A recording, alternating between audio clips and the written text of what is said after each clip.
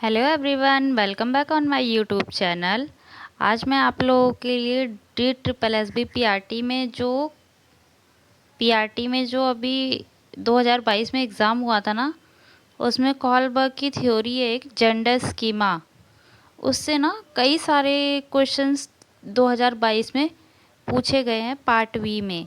तो मैं आज आपको ये थ्योरी करवा रही हूँ।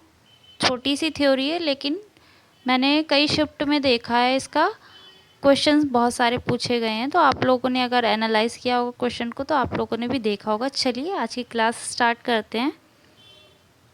सबसे पहले हम देखते हैं कि स्कीमा होता क्या है। What is schema? तो जो कोहलबर्ग ने दिया था ना सिद्धांत, उसमें उन्होंने स्कीमा का मतलब पहले समझना बहुत इम्पोर्टेंट है। क्या होती है स्कीमा? स्कीमा ना जो मेंटल लेवल होता है, स्कीमा क्या है? मन में एक वैचारिक पैटर्न होता है, मतलब बच्चा क्या सोचता है अपने मन में, वो सारी चीज़ें होती हैं। बच्चा अपने अंदर अंदर जो चीज़ें सोचता है दुनिया के बारे में और अपने बारे में ना, वही उसका स्कीमा बन जाता है। जैसे कि अगर वो बिल्ली को देख के कहता है नहीं ये बिल्ली ना हो के ये क्या है, कुत्ते का बच्चा है, तो वो उसको कुत्ते का बच्चा ही समझेगा, बिल्ली कभी नहीं समझ सकता। तो इसी तरीके से है कि बच्चा जो अपने दिमाग में सोचेगा ना, वो उसका स्कीमा उसके माइंड में फिट हो जाएगा। अगर वो किसी चीज़ को देख के डर रहा है, तो वो उसका डर हमेशा उस चीज़ को देखकर बना ही रहेगा। क्यों? क्योंकि उसने अपने दिमाग में, अपने मेंटल लेवल में वो फिट कर लिए चीज़ें।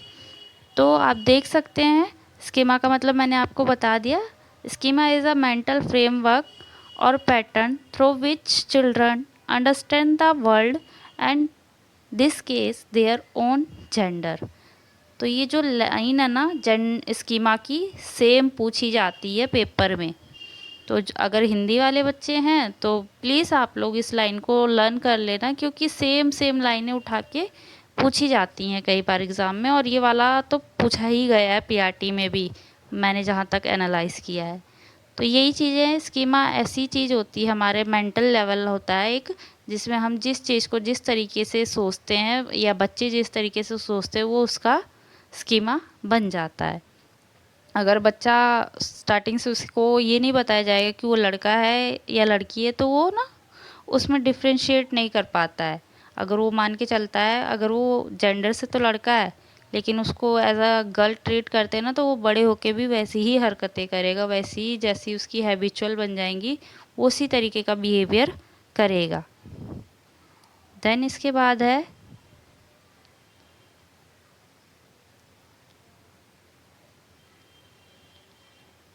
आप लोगों का कि जो सबसे पहली स्टेज है ना कॉलबर्ग की अपनी, वो है जेंडर लेबलिंग। इसमें जो एज इन्होंने कवर करी है ना, वो 3 to 7 आप मान के चल सकते हैं, ये एज इसमें आ जाती है। तो जो फर्स्ट लेवल है, इसमें क्या कहा गया है पढ़िए। In the gender labelling stage children are able to identify and label themselves and others as either a boy or a girl. However, they do not yet understand that gender is a stable characteristic that does not change over time. ये ऐसी stage होती है ना कि बच्चा ये तो देख लेता है कि मैं लड़का हूँ, और जो मेरे सामने है वो क्या है, लड़की है। तो ये तो वो समझ जाता है, लेकिन बच्चे में अभी भी ना ये नहीं समझ होती है कि उसका जो जेंडर है ना, लड़का है तो वो आगे जाके भी लड़का ही बने, मतलब बड़ा होके लड़का ही रहेगा। आगे जाके वो एक मेल पर्सन बनेगा। और जो लड़की है ये नहीं समझ पाती कि आगे जाके वो बड़ी होकर एक फीमेल ही बनेगी। इसमें ये इनको चीज़ें पता नहीं होती इस वाली स्टेज में। तो सबसे पहली जो स्टेज है वो जेंडर लेबलिंग की है। इसके बाद जो है ना आप लोगों का सेकंड स्टेज जो है वो है gender stability. Gender stability stage में देखते हैं हम क्या होती है। बाय एज ये 5 ईयर्स है आप लोगों की। In the gender stability stage children being to realise that boys grow up to become fathers and girl grow up to become mothers, and so on. However, they still do not understand that gender cannot be changed by alterations in appearance or by choosing different activities. तो ये जो stage होती है ना gender stability की, इसमें बच्चा तो ये समझ जाता है कि अगर मैं लड़का हूँ तो बड़ा होके क्या बनूँगा, मेल बनूँगा, फादर बनूँगा, ये चीज़ें समझ जाता है। और लड़की समझ जाती है कि मैं बड़ी होकर मम्मी बनूँगी, मदर बनूँगी। लेकिन उसमें अभी भी ये वाली अंडरस्टैंडिंग डेवलप नहीं होती है कि अगर वो ना फॉर एग्ज़ाम्पल किसी लड़के ने किसी लड़की की फ़्रॉक पहन ली या किसी लड़की ने किसी लड़के की जीन्स पहन ली, तो वो ये नहीं समझ पाते कि कपड़े चूज़ करने से या कोई अनदर एक्टिविटी, फॉर एग्ज़ाम्पल कोई मेल पर्सन घर का काम कर रहा है और कोई फीमेल पर्सन बाहर जाके काम कर रही है, जो मेल भी करते हैं, तो उन चीज़ों को करने से उनका जेंडर चेंज नहीं होता। लेकिन उनको लगता है कि अगर उन्होंने एक्टिविटी चेंज कर ली है, उन्होंने ये कपड़े पहन लिए, तो वो लड़का बन गई हैं। मतलब एक लड़की ने अगर लड़के की जीन्स पहन ली तो उसको यही लगेगा कि अब मैं लड़का बन गई हूँ, मैं लड़की नहीं हूँ। और किसी लड़के ने अगर फ्रॉक पहन लिया तो उसको ये लगेगा कि मैं अब लड़का नहीं लड़की बन गया हूँ, मैं लड़की हूँ। और इसी तरीके से अगर वो बाहर जाके काम करती है तो उसको यही लगेगा कि इस काम को तो मैंने अपने पापा को करते हुए देखा था, मतलब वो करते हैं तो मैं भी यही कर रही हूँ और मैं भी क्या हूँ, मेल में ही आती हूँ। तो इस तरीके का उनका होता है, उसमें स्टेबिलिटी नहीं रहती कि उनका जेंडर चेंज नहीं होगा बड़े होने पे। वो जैसी एक्टिविटी चूज़ करते हैं मेल फीमेल में, तो उसी तरीके से अपने आप को सोचने लग जाते हैं। तो जो सेकेंड स्टेज है वो क्या है, जेंडर स्टेबिलिटी है। इसके बाद जो थर्ड स्टेज है ना वो है जेंडर कंसिस्टेंसी।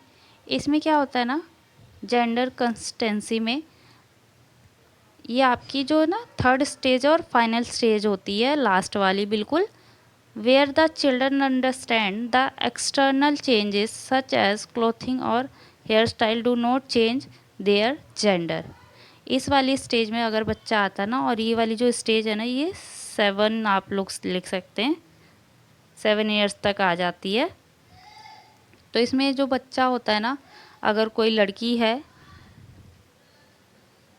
है और वो इस बात को समझ जाती है कि मैंने अगर किसी लड़के की जीन्स पहनी है ना तो मेरा जेंडर चेंज नहीं हो रहा, मैं लड़की हूँ, मैं लड़की ही हूँ, बेशक मैंने लड़के की जीन्स पहनी है।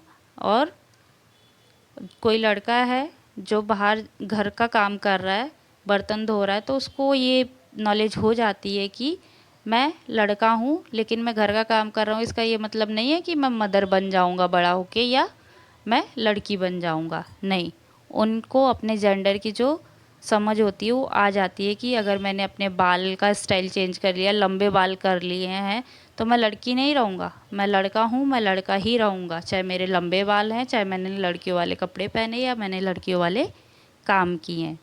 तो इस तरीके से ये लास्ट स्टेज होती है कॉलबर्ग की जेंडर स्कीमा वाली, जिसमें वो समझ जाते हैं कि हम अपना चाहे हेयर स्टाइल चेंज कर लें, चाहे लाइफ स्टाइल चेंज कर लें, लड़कियों वाली अपना लें, लेकिन हम लड़के हैं तो लड़के ही रहेंगे। और लड़कियां बेशक लड़कों वाली चीज़ें अपना ले, वो लड़की है तो लड़की ही रहेगी।